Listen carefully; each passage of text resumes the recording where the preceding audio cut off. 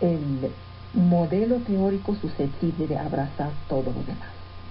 Yo tengo tendencia a desaprobar la búsqueda de una unidad última, llevando sobre el elemento pretendidamente constitutivo de toda realidad, es decir, un reduccionismo a pretensión ontológica. La idea de un saber total puede ser negada. Lo que Platón llamaba la parte de los dioses existe en todas las culturas. Es la idea de que no hay saber sin descubrimiento o violación de un secreto. El saber en las sociedades tradicionales vive bajo el régimen del secreto. La idea de que no hay saber que escape al hombre era aún revolucionaria hace muy poco. El carácter secreto del saber. El monoteísmo cristiano le ha agregado otra dimensión, que es la omnisciencia, esta que era un atributo de Dios. Así que el proyecto de saber total era un pecado. Fue San Agustín quien hizo de la curiosidad un pecado al mismo título que el orgullo, la voluptuosidad. Existe una manera más radical de rechazar el saber total, una manera casi laica, diría yo, y es decretándolo imposible. Entre las imposibilidades están las metafísicas. El saber total es el privilegio de Dios, el hombre no tiene acceso a la realidad en sí. Esta es la explicación metafísica. Hay también imposibilidades físicas. El cuerpo y la lengua amarran el hombre a una singularidad a la cual no puede escapar. Estas son imposibilidades físicas. Hay imposibilidades psicológicas. No hay saber sin sujeto y éste está ciego sobre su propia posición. Hay imposibilidades lógicas. El saber total es una clausura, por lo tanto, una parada, un detenimiento. En 1897, Ernest Haeckel publicó un pequeño libro titulado El monismo, relación entre religión y ciencia. La introducción era sugestiva. Decía: asistimos a una disolución de la fe religiosa. Para remediarla, ¿por qué no empezar a pedir una religión a la ciencia? ¿Por qué no empezar a sustituir el credo con hipótesis creíbles? Es formidable. Deseaba ver la ciencia alcanzar la concepción unitaria del mundo ofrecida por la religión. Decía: cada gran progreso en el conocimiento profundizado comporta un alejamiento del dualismo tradicional y un acercamiento al monismo. La oposición entre ciencias de la naturaleza y ciencias del espíritu sería arcaica, porque las últimas, las ciencias de la naturaleza, solo son parte de las primeras. Ambas son una. Desde el nivel más bajo de los seres de la naturaleza hasta el más elevado solo se trataría de una diferencia cuantitativa, descriptible en términos de ciencia unitaria que debe orientar la búsqueda humana del saber.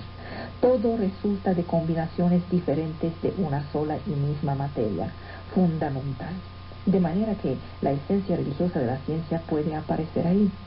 Schopenhauer jamás ha dudado de que la metafísica fuera el futuro mismo de la ciencia.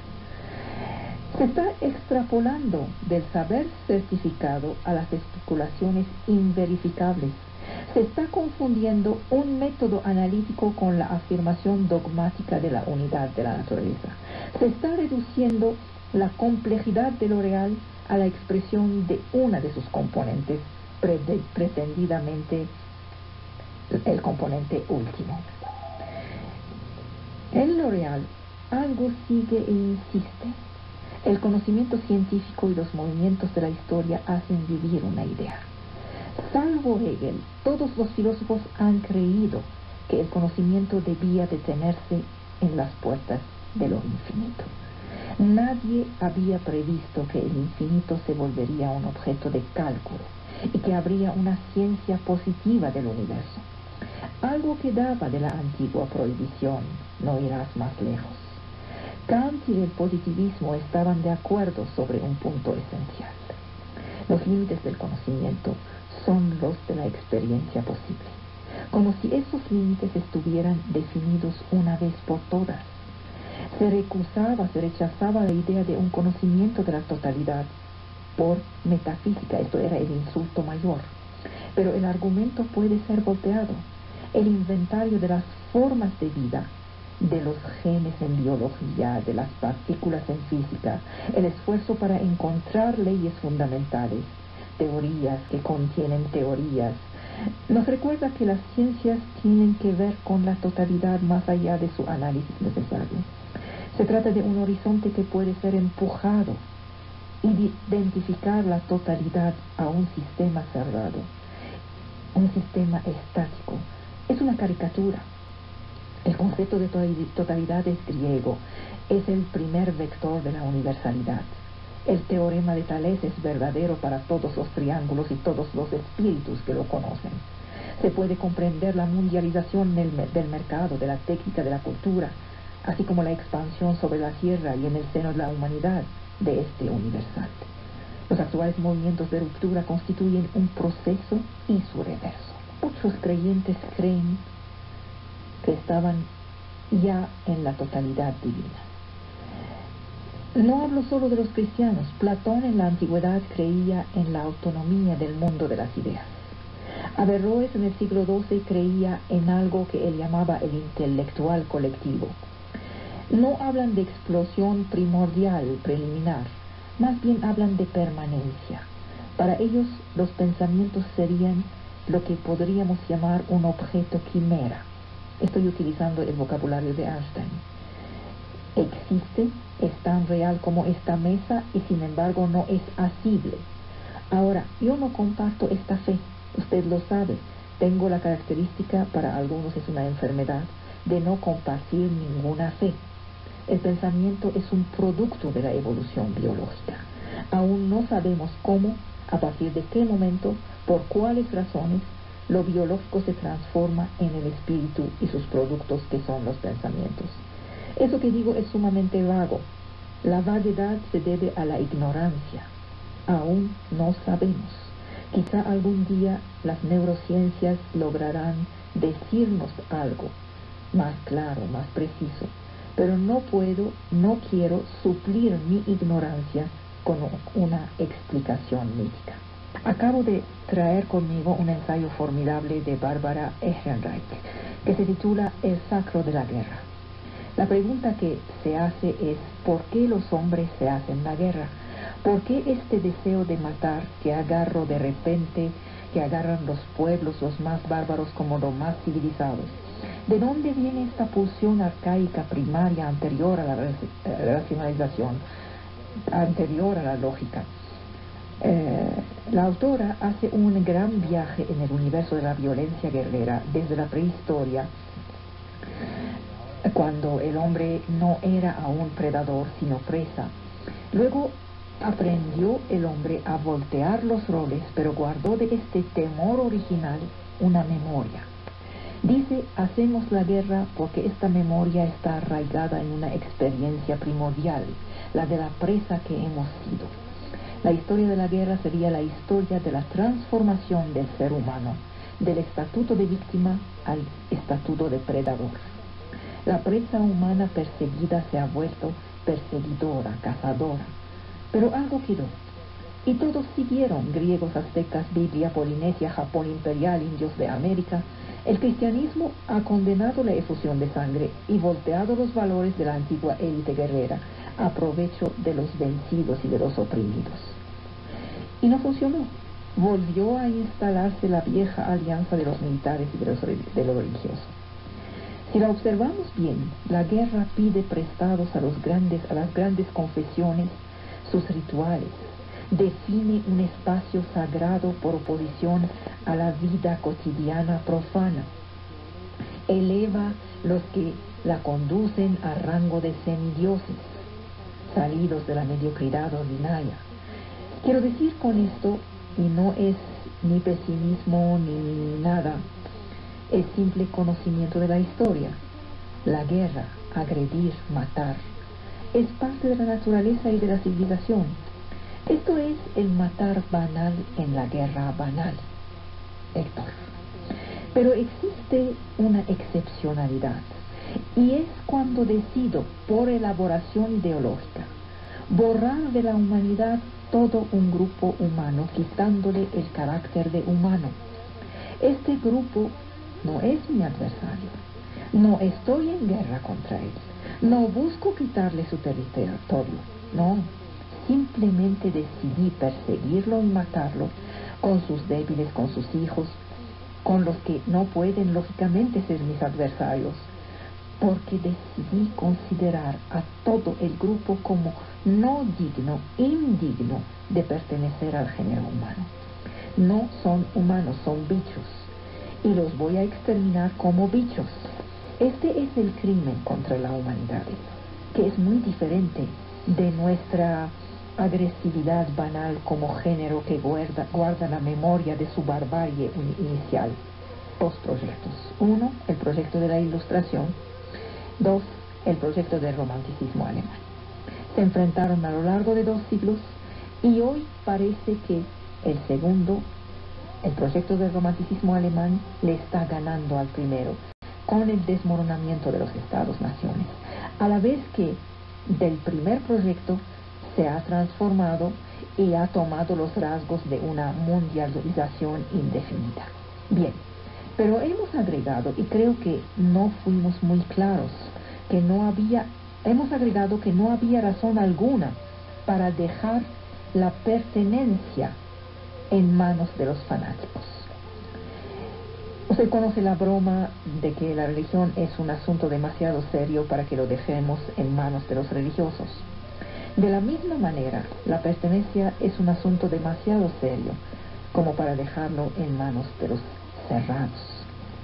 Podemos ser a la vez auténticos y muy dignos hijos de nuestros pueblos respectivos y ser tolerante al otro, recibirlo, amarlo, enriquecerse con sus aportes.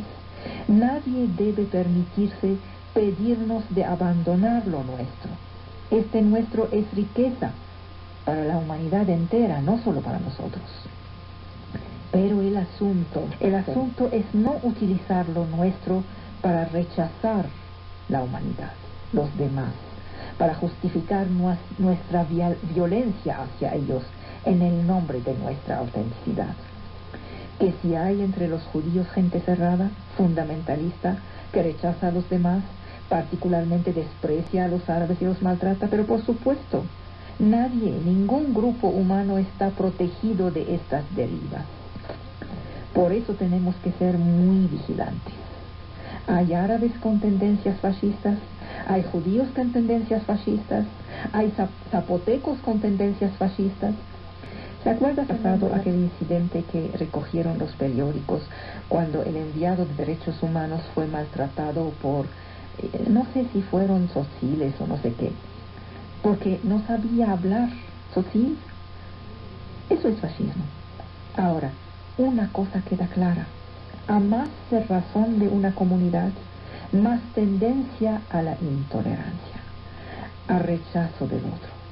Por eso, a través de la historia, los pueblos han sido más tolerantes si están más abiertos. Los puertos han sido tolerantes, por ejemplo. Los pueblos comerciantes lo han sido. Los países de paso lo han sido. Mientras que los que no tuvieron acceso al resto del mundo no son tolerantes. Por supuesto que hay grupos judíos aterradores, pero tampoco olvide que a lo largo de la historia los fanáticos han acusado a los judíos de ser agentes del cosmopolitismo, es decir, lo contrario de la cerrazón.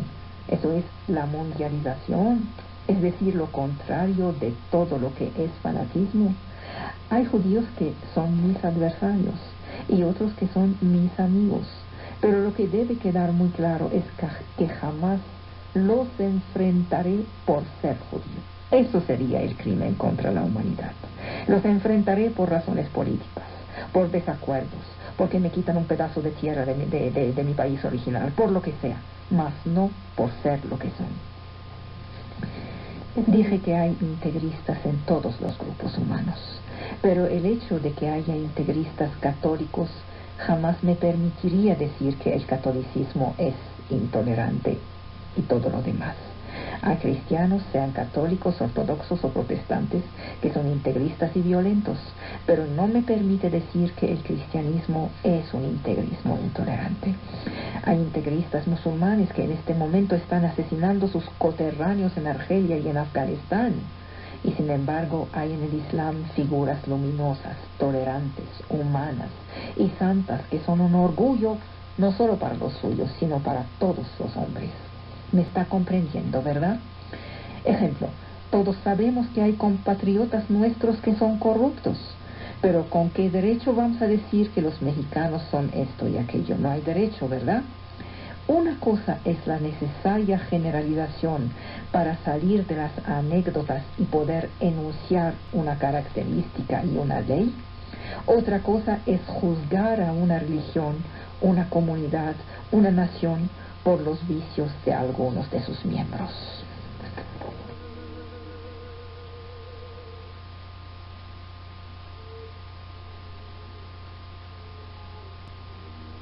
Espíritu de Córdoba puse en la boca de Zeitún y de Maimónides una discusión sobre la educación.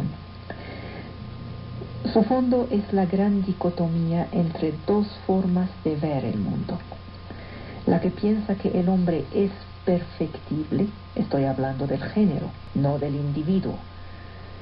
Por supuesto que los individuos llamados de uno en uno son perfectibles, lo probamos todos los días.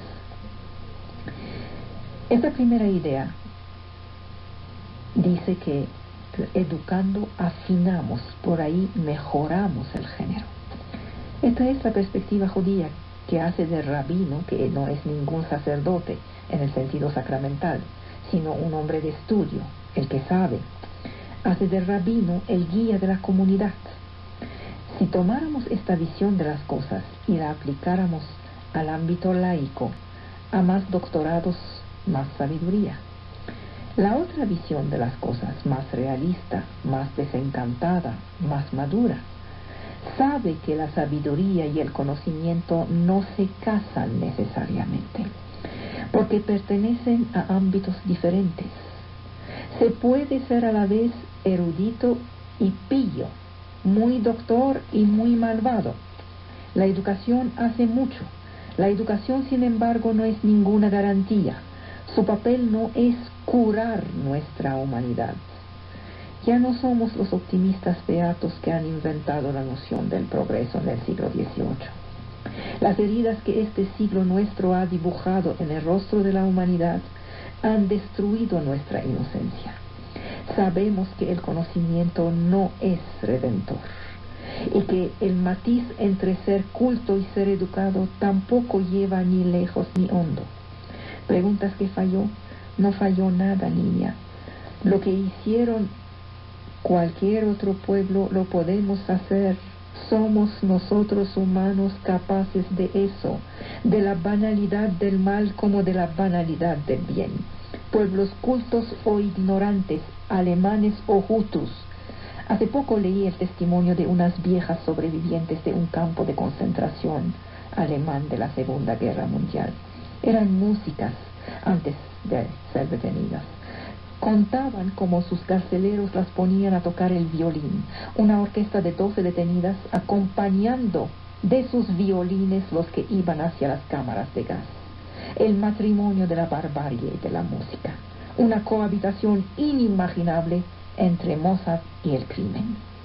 ¿Qué falló en el pueblo alemán? ¿Qué falló en los serbios? No es esta la cuestión. Son por lo contrario terrible, aterradoramente humanos.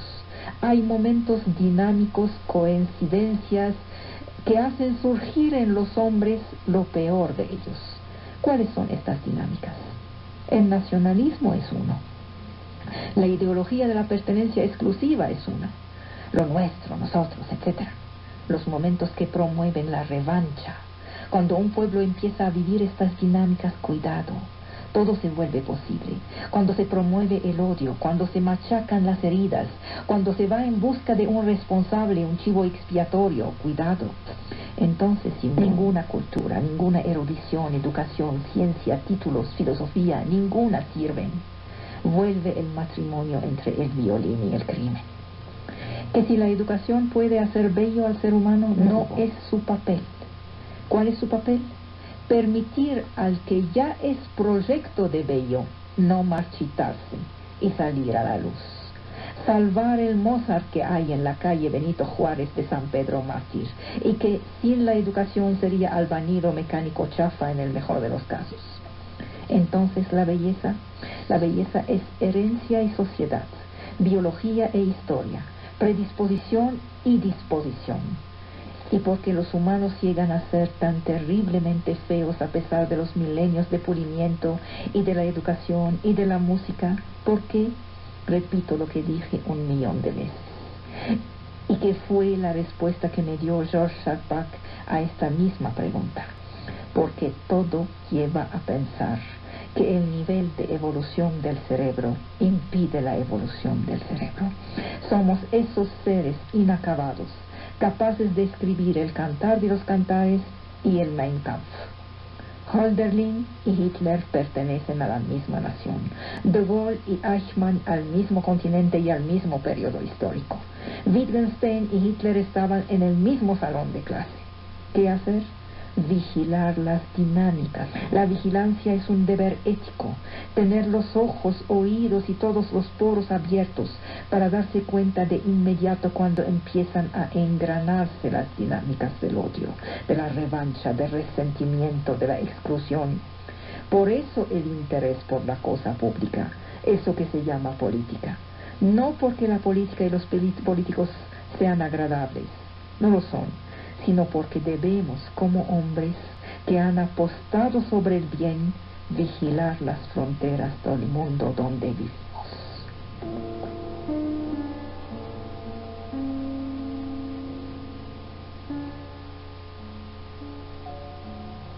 Si no conocemos un libro que más bien ofreciera soluciones reales a tantos defectos, esto sí que sería enriquecedor, nos decía mi niña. Yo siento mi vejez cuando leo una pregunta así, como si pudiera existir en el terreno de los hombres un libro de soluciones. Hay soluciones a la mecánica de un carro para blanquear la ropa. No hay un libro de soluciones para los defectos de los hombres. Es con ese tipo de esperas que lucran los autores de las obras ligeras que llenan el mercado. Las soluciones se harán a muy largo plazo, a través del choque con el mundo, a través de la dimensión de la experiencia y del dolor. Unos aprenderán, muchos más seguirán siendo iguales. Un libro de soluciones no sería enriquecedor. Al contrario, sería una tomadura de pelo. Sería despreciativo para quien lo podría leer. Sería decirles, yo sí sé, síguenme y se salvarán. ¿No es lo contrario de lo que se hace en este espacio, mija? Puede y que no puede solucionar la educación integral. Difícilmente aplaudo. Aplaudir no es educar. Aplaudir es levantar los ánimos. Sabes que veo algo grave que puede ser entendido por otros como el desprecio de los libros. ¿Cómo es eso que no tiene que ver con los libros leídos? Esta sabiduría, que el mayor analfabeta puede ser un sabio, que no importa siquiera saber leer y escribir.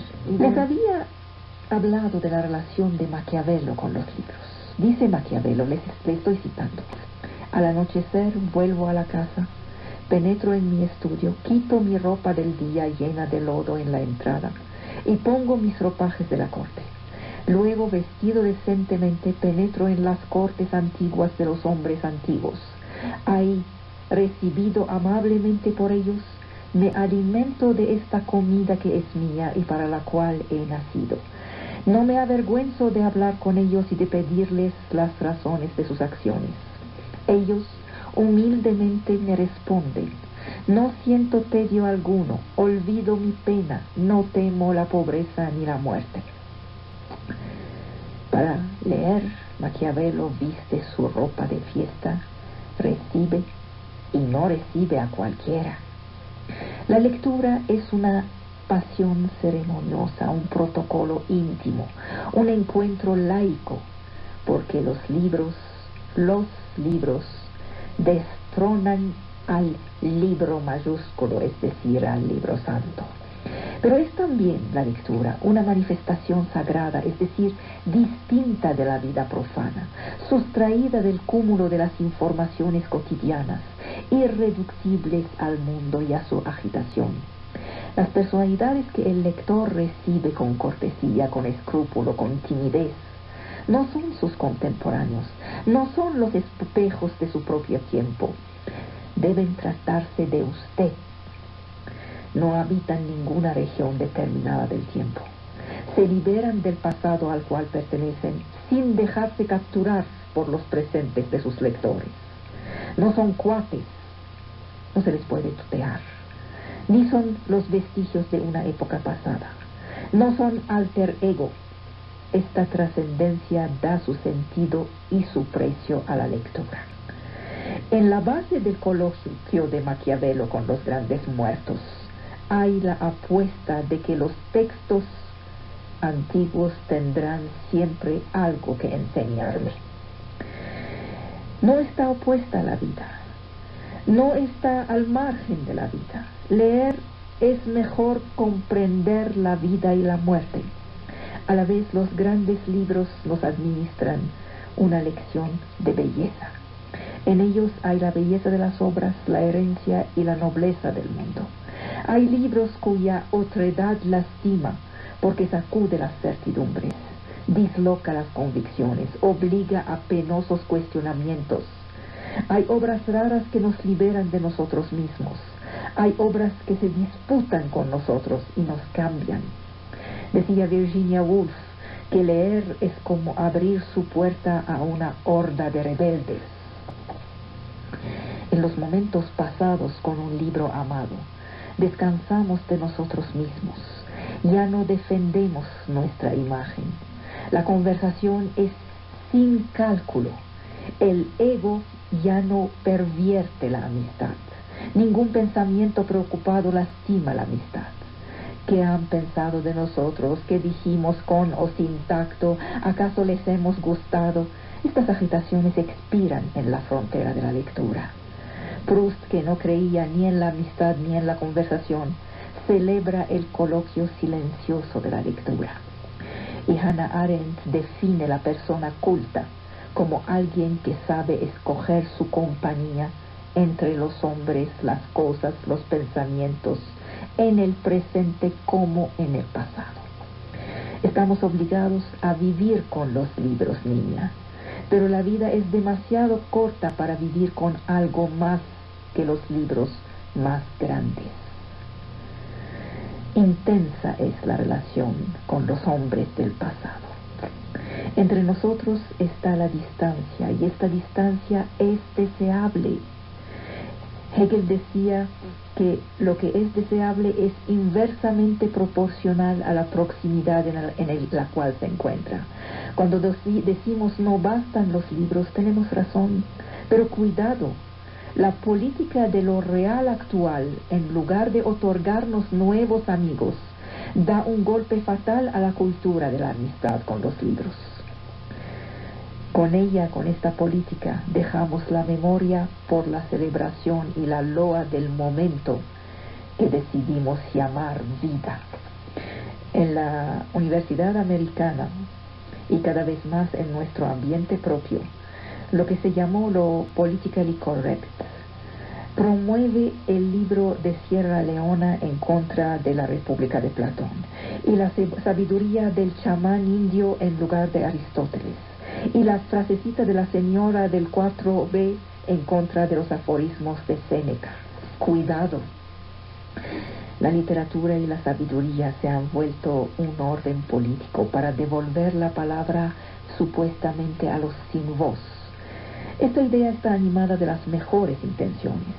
Este programa intelectual sustituye, de hecho, a un mundo de pensadores, un mundo de delegados, de representantes, una suerte de ONU en lugar de la conversación de Maquiavelo. Liberada de la gran herencia trágica, cómica, novelística, El pensamiento ya no sabe problematizar la vida, aclarar las contradicciones, explorar las paradojas, captar los matices. Ya no sabe dar entrada a la ambigüedad de los seres. En el nombre de la igualdad en la sabiduría, estamos bofeteando a los descendientes de los maestros. Se trata supuestamente de reparar los daños y de curar las heridas pasadas, enderezar la imagen despreciativa de la gente común y de los grupos sujetados, inculcar el descontento, dar dignidad. Esto tiene su origen en la modernidad del siglo de las luces y en la Revolución Francesa.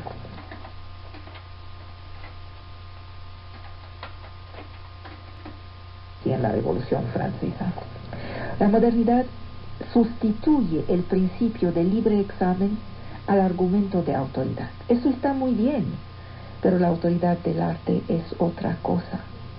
Las obras bellas no nos reprimen, no nos regañan, alimentan nuestra inteligencia. Los que contestan esta autoridad desvalorizan el ayer en provecho del aún no. El aún no le ganó al ya está. Esto no es liberación, esto es ideología. Una ideología que declara la guerra a todo lo que no es hic et nunc. Solo queda la moda, la red, los problemas de identidad, la representatividad. El esnobismo de la igualdad se está volviendo la última palabra de la cultura. La cultura clásica se aleja de nosotros. La relación de fuerza juega en contra de ella. Ha pasado la época en que la institución escolar se permitía a los alumnos ver más lejos que la esquina de su calle. Ya no es la escuela, es la pantalla la que pretende liberar la humanidad de la dominación de lo local. No es el profesor, sino el locutor quien dice, ahí está el mundo, y que quita a la enseñanza el prestigio de la aventura. La realidad se entrega a domicilio. La sabiduría del analfabeta es lo local, Ivonne. Es la esquina de la casa. No, nosotros somos más grandes, somos herederos. Hegel se negaba a prescribir el pasado y abandonar sus alumnos al solo imperativo de vivir con su tiempo. Tenía la idea clásica de una conversación de los vivos con los muertos. No descubría en los antiguos el origen o el fundamento de lo que somos. No descubría nuestra identidad primera. No, no se trata de eso, sino que descubría la distancia entre ellos y nosotros. ¿Sabes? Aún el humor se enriquece con la distancia. El humor consiste en poner entre paréntesis la seriedad del presente. En contra de todo esto viene la loa de la sabiduría común. La solicitud pedagógica es la cuestión de la hora. No es necesaria la dificultad, dicen. No es necesaria 20 años de escuela. La contemporaneidad nos hunde en la bruma sentimental de la dificultad definitivamente vencida, del enigma resuelto. Todo tiene que ser fácil. ¿Para qué 20 años de trabajo? Todo tiene que ser juego. Paul Valéry decía, una dificultad es una luz. Una dificultad inmensa es un sol. ¿Cómo se aprende una lengua? No se aprende bajando a la calle. Se aprende por las frases más ricas, no por las tonterías. Se aprende por esas frases habitadas por la elegancia. Las palabras que usamos son más viejas que nosotros. El pasado habita la lengua. Hannah Arendt decía, el profesor es aquel que señala las cosas diciendo, ahí está nuestro mundo. ¿Y las cosas del profesor qué son? Son libros, hija. Educar es en gran parte entregar libros. Contra esto está la tendencia mundialista.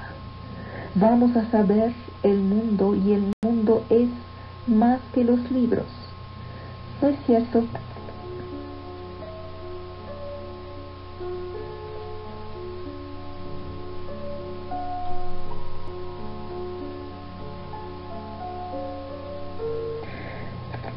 Tuvimos la Ilustración, que permitió la República moderna. la democracia y el florecimiento de la ciencia y la técnica. Todo esto es resultado de la Ilustración, como lo es la globalización, como lo es la mundialización.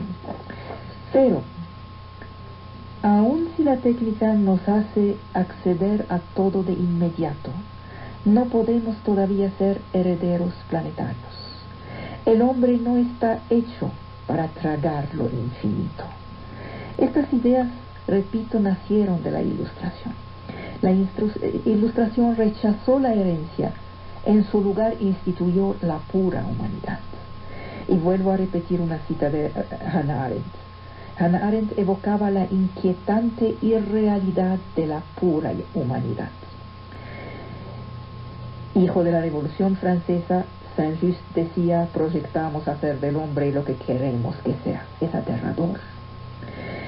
Para la gente que pensó de esta manera, para los hijos de la Ilustración, nada es complicado. Todo es político. Lo negativo desaparecerá de la tierra. Creían poder suprimir todas las dificultades de la vida.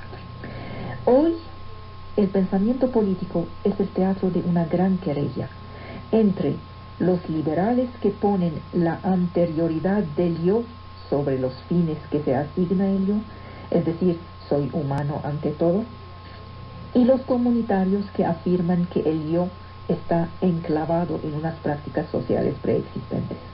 Para los primeros hay preferencias subjetivas. Ejemplo, me siento más cercano a la Revolución Francesa que de Nezahualcóyotl. Para los segundos, la diversidad de las pertenencias es lo esencial.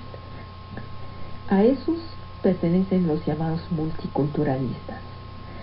Para los partidarios del multiculturalismo, el valor de una obra no procede ya de su belleza, de la novedad que introdujo, de su capacidad para iluminar la oscuridad, sino de su representatividad social o cultural. Hablar de se ha transformado en hablar en el nombre de. Con la política de reconocimiento del indio, del africano, del esquimal, de quien sea, ya no son las convicciones que habitan el espacio público, son las identidades. Las convicciones se argumentan, las identidades se afirman, son irrefutables. Hay razones mejores que otras, hay opiniones más justas o más probatorias. No hay mejor identidad. Contestar la validez de una reivindicación identitaria consiste en cuestionar el ser de quien la expresa. Es así como la denuncia virtuosa del etnocentrismo desemboca sobre su modalidad más inquietante, lo que podría llamar el etnocentrismo de lo actual, lo que sea. Para esta gente, los multiculturalistas, el objeto de todo diálogo jamás es la búsqueda de la verdad, es el reconocimiento mutuo. Yo soy así, se acabó la discusión. El multiculturalismo no reconoce otras formas de comunicación que el suyo, que la suya. El discurso de la tolerancia generalizada que traen solo se tolera a sí mismo. Es la preocupación permanente por el otro que alimenta su suficiencia. Esto explica cómo gente aparentemente buena, que pretende dar voz a los sin voz, como dicen, actúe de hecho como un fascista. No delibera con el enemigo, insulta, lo liquida. Camus llamaba a eso el asesinato lógico. La empresa multiculturalista, el indigenismo es parte de eso. Esta empresa busca curarnos del pasado colonial, vacunarnos contra la época patógena en la cual se trataba de manera desigual a las identidades. Pero los multiculturalistas no se preocupan por la calidad y la realidad. Dice Charles Taylor, no sabemos si todas las culturas humanas que han animado sociedades enteras durante periodos considerables, no sabemos si tienen algo importante que decir a la humanidad. No todas las culturas tienen a un Homero o a un Shakespeare. Hay obras maestras posibles fuera de su área de civilización propia, y estas obras son nuestras, aun si están a 10.000 kilómetros. Estos hombres, los multiculturales, empequeñecen toda cosa en el nombre de la identidad. Nada hay más dogmático que el actual pluralismo de las convicciones, de los valores. Empezamos con el todo se vale, pronto llegamos al rechazo de toda la herencia clásica por la simple razón de que es occidental. Hay una crispación identitaria, hay una obsesión por la impureza. Esta política de reconocimiento del indio, del chino, del negro, de lo que sea, saca del debate a cualquier otro afecto que no sea el odio, la revancha. Nietzsche decía, parecen entusiastas, pero no es el corazón el que arde en ellos, es la venganza. Quieren servir el ideal de homogeneidad, abatir las disimetrías. Son los militantes obstinados de la indiferenciación. No defienden a la pluralidad contra la uniformidad, sino la igualdad contra la trascendencia. La política de reconocimiento les permite cortar todo lo que sobresale. Su resentimiento prospera. ¿Por qué florecen hoy? Porque son hijos de la democracia, con toda su carga de envidia y de celos. Tú no eres mejor que yo, somos iguales. Paz y los que lo insultan son iguales. Homero y el poetito de la Guadalupana son iguales. A los pensadores del reconocimiento se aplica la descripción hecha por Leo Strauss en su libro El último tirano. Aquel que se presenta a sí mismo como la autoridad filosófica la más alta, el ejecutor, el verdugo autorizado. Así es como proclama que no persigue a la filosofía, sino a las falsas filosofías. Y es él quien define cuáles son las falsas filosofías. Pretenden ser tolerantes y se permiten ser intolerantes en el nombre de la tolerancia. La tolerancia es nuestro último tirano. El reconocimiento nos exenta de la gratitud hacia nuestros predecesores. René Char decía, nuestra herencia actual no está precedida por ningún testamento. Todos los testamentos están hoy caducos por causa de nuestra sensibilidad a la diversidad de las herencias. Todo se vale. Ningún muerto puede discutir con nosotros. Los difuntos se han callado, han perdido toda aura, toda empresa, han dejado de intimidar a sus legatarios. Ya no son maestros que hay que imitar, consultar, sobrepasar o combatir. Esto ha empezado con la lucha contra el oscurantismo. Esto está bien, pero la lucha contra el oscurantismo ha hecho de nosotros los huérfanos de la noche. El día a perpetuidad es la pena infligida al género humano por los cruzados del igualitarismo radical. El espíritu democrático destituye todos los modos de pensamiento, anteriores o exteriores a lo que afirman. En una sociedad donde el principio democrático se desata hasta querer regentarlo todo, ¿qué queda de la grandeza? ¿Qué queda de la admiración y de lo que hace el precio de la vida? El pretendido respeto por todo no busca combatir el prejuicio, no busca combatir el desconocimiento, se opone a la admiración. Se respeta todo para no tener que admirar nada. Se liberan de la supremacía de algunos en la consideración universal. Se arma contra la autoridad el dispositivo simpático de la comunicación, del diálogo sobre todos los temas. Los autores consagrados no son un espejo para sus herederos, sino un peso. La grandeza de los muertos no engrandece a los vivos, sino que los aplasta. Aplasta su débil existencia con la abrumadora perfección del pasado. Así que decidieron acabar con la humillación de la cultura, matando a la cultura. Detrás de cada eminencia huelen al abuso de poder. Preocupados por no excluir, se dedican a excluir. Suprimen las articulaciones indispensables a la vida del espíritu. Ahogan todo lo que sobresale en la igual dignidad de los gustos. Todo se vale. No hay ninguna jerarquía, no hay ningún ascendente. Saben, no hay nada menos romántico que la edad democrática actual. La verticalidad es insoportable a esta modernidad tardía. Toda jerarquía significa para este tiempo opresión. Todas las distinciones heredadas están agredidas. William Blake se insurgía en el nombre de la santidad de lo particular. Estamos desconstruyendo sistemática y minuciosamente la herencia cultural.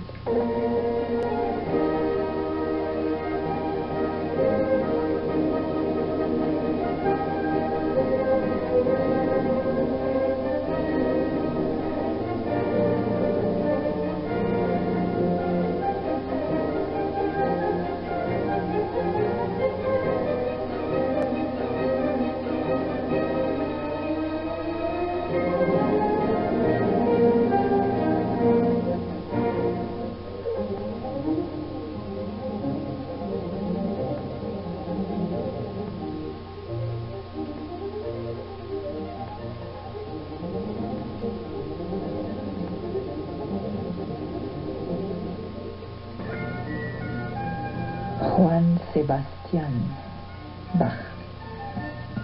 Lo estoy españolizando, mexicanizando. Johann. Casi se le ha canonizado, se ha dicho que era el quinto evangelista. Se le levantaron estatuas en muchas iglesias luterianas. Esta hagiografía acabó por disimular, helar su figura humana. Los Bach fueron la más larga y la más fecunda dinastía de toda la historia musical. El primer ancestro conocido, Weissbach, fue un panadero que tocaba la cítara. Había dejado Hungría, donde vivía, para salvaguardar su fe luteriana. Se han encontrado varios Bach en el curso del siglo XVI. En la ascendencia directa de Johann Sebastian y entre sus tíos y tíos abuelos hay 29 músicos profesionales. El primero, Hans Bach, 1555-1615, era carpintero. Los demás Bach fueron músicos de ciudad o de corte, organistas, cantores, jefes de fanfarria. En Erfurt, los músicos que dirigía Johann Bach sonaban 3 veces por día desde lo alto de la torre. En el alba para despertar los habitantes, a mediodía por la comida y a la noche para apagar los fuegos. Estas tradiciones, Johann Sebastian las tenía en sus venas. Las podemos escuchar en las gloriosas fanfarrias del Magnificat y de las cantatas. Las fiestas de familia reunían hasta 120 Bach cantando en coro. Todo este clan de los Bach era prolífico, patriarcal, vivía en pequeñas ciudades semirurales. 2 miembros de la familia, por lo menos, fueron antes de Johann Sebastian, fueron verdaderos creadores.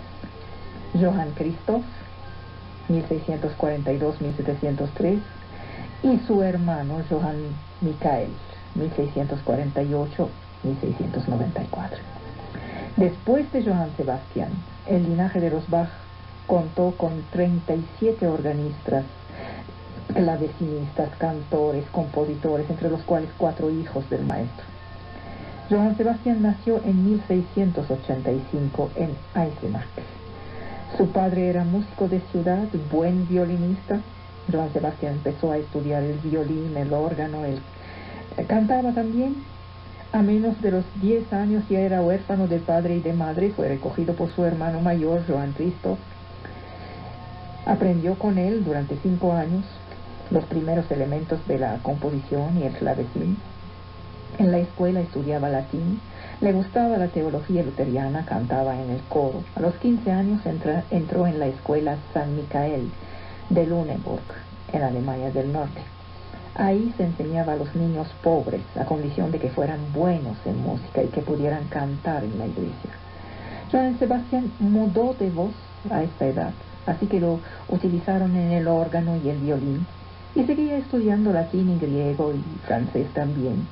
Manejaba bien esta lengua. Toda su vida fue capaz de escribir una carta o una dedicatoria en francés como si fuera un buen alumno de jesuitas parisienses. Leyó también a la mayoría de los viejos maestros italianos y alemanes. Descubrió a Lully, a las obras por clavecín de Couperin. Durante sus vacaciones se fue a pie a Hamburgo para escuchar los conciertos, la ópera los grandes organistas. Se quedaba casi sin poder comer. Y toda esta música no le impedía estudiar teología y filosofía. Como todos los músicos de su tiempo, era un artesano. Trabajaba por encargo, por pieza. Tuvo sus malos días. Era un hombre de una inteligencia muy viva. Asimilaba lo que quería. Si no fuera el Bach que conocemos, hubiera sido admirable en cualquier otra carrera. Tenía gusto por las ideas, para reforzar su fe religiosa. Amaba la música de otros. No tenía envidia, pues. Los grandes no la tienen. Tenía un temperamento seguro de sí. No temía a las influencias ajenas. Quiero decir que el hombre valía el artista. Ambos eran grandes. Tomamos su vida, esta necesidad de analizar siempre nos obliga a hacer cortes. Hay varios periodos en esta vida. El primer periodo iría de 1703 a 1708. A los 17 años, Johann Sebastian sale de San Micael después de terminar sus estudios brillantemente. No tiene un centavo, así que busca un empleo. Después de un corto tiempo en el escalón más bajo, tenía el puesto de lacayo y violinista en la corte de Weimar. Se vuelve organista después en Arnstadt, una amable ciudad de 4.000 habitantes, a la cabeza de una pequeña y mala coral de muchachos. Se enoja, es muy joven, más joven que sus alumnos, se pelea en la calle, viaja a Lübeck a pie para escuchar a un gran organista, vuelve de ahí con un estilo de improvisación mucho más libre, busca otro puesto, lo encuentra en Mühlhausen, donde se instala después de haberse casado en 1707 con una de sus primas lejanas, María Bárbara Bach. Esta mujer le dará 7 hijos, 3 de ellos morirán en baja edad. En Mühlhausen, Bach entra en conflicto teológico con su pastor, así que pide el puesto de organista en la corte de Weimar y allá lo aceptan. Ahí empieza el segundo periodo, Weimar, 1708 hasta el 17. Es su época de promoción social, de promoción financiera. El duque era un luterano austero, dejó todas las libertades a su organista. Su fama de virtuoso se expande. La mayor parte de las grandes composiciones de órgano datan de este tiempo. También escribe 20 cantatas. Descubre a los italianos, a Vivaldi, se vuelve experto en órgano. Pero su futuro en Weimar está cerrado. El príncipe Leopoldo de Anhalt, un pequeño principado de Cotén, le ofrece la dirección de su orquesta. El duque se niega a dejarlo ir, y para impedir ir lo encierra durante 3 semanas en la cárcel, pero acaba por liberarlo. Y ahí empieza el tercer periodo de su vida, Cotén, 1717 hasta el 23. La corte es calvinista. Fuera de un simple canto de los salmos, los oficios religiosos no comportan ninguna parte musical. Pero existe una pequeña iglesia para los discípulos de Luther, y Bach puede practicar ahí su confesión. Tienen un buen salario, que equivale al de un mariscal de la corte. El joven príncipe es un violinista, la pequeña orquesta tiene 17 músicos, todos solistas. Bach ya no se tiene que preocuparse por las composiciones religiosas, así que escribe páginas maestras, las suites, los conciertos brandeburgueses, perfecciona el clavecín, escribe las suites francesas e inglesas, las invenciones a 2 o 3 voces del pequeño libro para teclado, los 24 preludios y fugas del primer libro de su clavecín bien templado, introduce el uso del pulgar. Estos años felices, estos años respetados, ven sin embargo la muerte de su mujer en 1720. A los 18 meses después de volverse viudo, se vuelve a casar con una joven de 20 años, una cantante. La atmósfera en Cotén había cambiado. Leopoldo se había casado con una joven princesa que detestaba la música.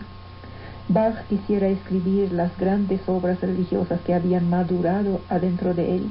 No podía componer música que no fuera tocada de inmediato, por eso necesitaba de una corral, una iglesia. Entonces le dan un puesto en Leipzig, como cantor de escuela en la iglesia Santo Tomás. Esa era una institución vieja de 6 siglos. Es responsable de las ejecuciones y de los programas en las 4 iglesias de Leipzig. El Consejo de Leipzig esperaba tener una celebridad. Propone el puesto a varios, todos rechazan el puesto. Entonces se resigna a aceptar la candidatura de Bach. Es increíble la ceguera de los humanos. Leemos en los papeles del Consejo de Leipzig esta frase: ya que no hemos podido tener al mejor, vamos a contentarnos de un mediocre. Eso pensaban de Bach. Ahí empieza el 4º periodo, Leipzig, 1723 hasta 50. 27 años que van a ver la creación de 266 cantatas, pasiones, la misa. Los consejeros de Leipzig estiman, sin embargo, que su cantor no hacía nada. El Viernes Santo, 1729, dirige la Pasión según Santo Tomás. Está obligado a hacer trabajitos indignos, como asumir el cuidado general de la escuela. Poco a poco se va retirando, se da a sí mismo vacaciones para viajar, dar conciertos de órgano en otras ciudades, escribe música a su antojo. Es un hombre serio, pero no es un hombre triste.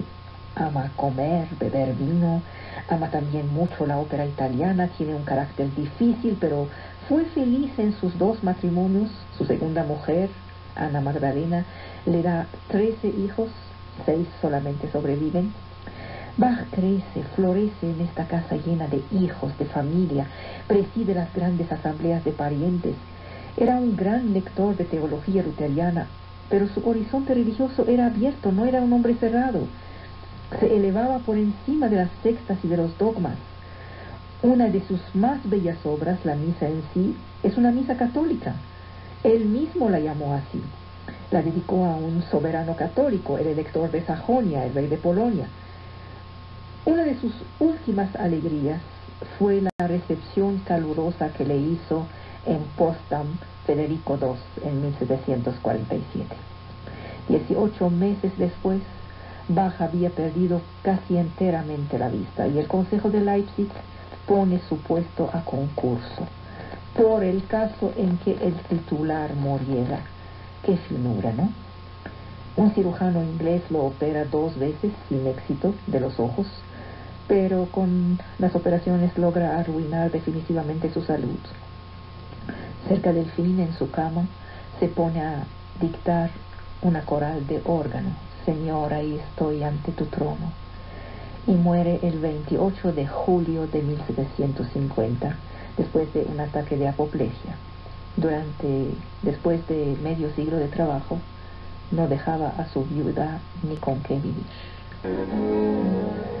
Este era el Magnificat. 295 cantatas de iglesia, solo 190 de ellas nos llegaron. 185 corales a 4 voces, 7 cantatas profanas, 4 pasiones, solo nos quedan 2, y fragmentos de San Marcos. La Gran Misa, 4 misas breves, más de 200 piezas de órgano, las sonatas, suite, partituras para violín, violonchelo, flauta, 6 conciertos, las 4 suites de orquesta, la ofrenda musical, el arte de la fuga, sin contar lo que se perdió. La abundancia es excepcional. El culto instaurado alrededor de su genio acaba por engendrar una cierta hipocresía, un cierto rechazo a tolerar sobre su obra la menor reserva, rechazo al aburrimiento, al atontamiento de los que escuchan finalmente. La insistencia de Bach a acompañar de cabo a rabo una pieza con la misma disposición de orquesta o el mismo instrumento solista, esta facilidad es un rasgo de arcaísmo. Hay lo que se llama el Bach de la máquina de coser. una virtuosidad cortada por un refrán inmutable. No se puede poner al mismo nivel eso con obras magistrales como los brandeburgueses. De una cantata a la otra, e incluso a veces en el interior de una misma cantata, se puede pasar de la emoción y de la nobleza a los convencionalismos. Los devotos saborean religiosamente estos italianismos por los cuales otros solo tendrían desprecio. A veces uno se pregunta por cuáles cantantes imaginarios pudo describir estas partes acrobáticas como la cantata de los adioses. Ahora, Bach domina todo su tiempo y los 3 siglos de música que lo han precedido y anunciado. Encontramos pequeñas joyas salidas de las mismas manos que construyeron las gigantescas naves de la misa y de las pasiones, y que abrieron las grandes puertas de las cuales va a surgir toda la sinfonía alemana. Nadie como Bach ha realizado tan perfectamente la síntesis del contrapunto y de la armonía de lo horizontal y de lo vertical. Este contrapunto es la suma de 4 siglos de polifonía. Los contemporáneos de Bach pensaban que este infatigable personaje era un hombre del pasado. No lo entendieron. Hay 1000 ejemplos de su grandeza renovadora. Es cierto, al mismo nivel que Bach, otros supremos genios de la música como Mozart y Beethoven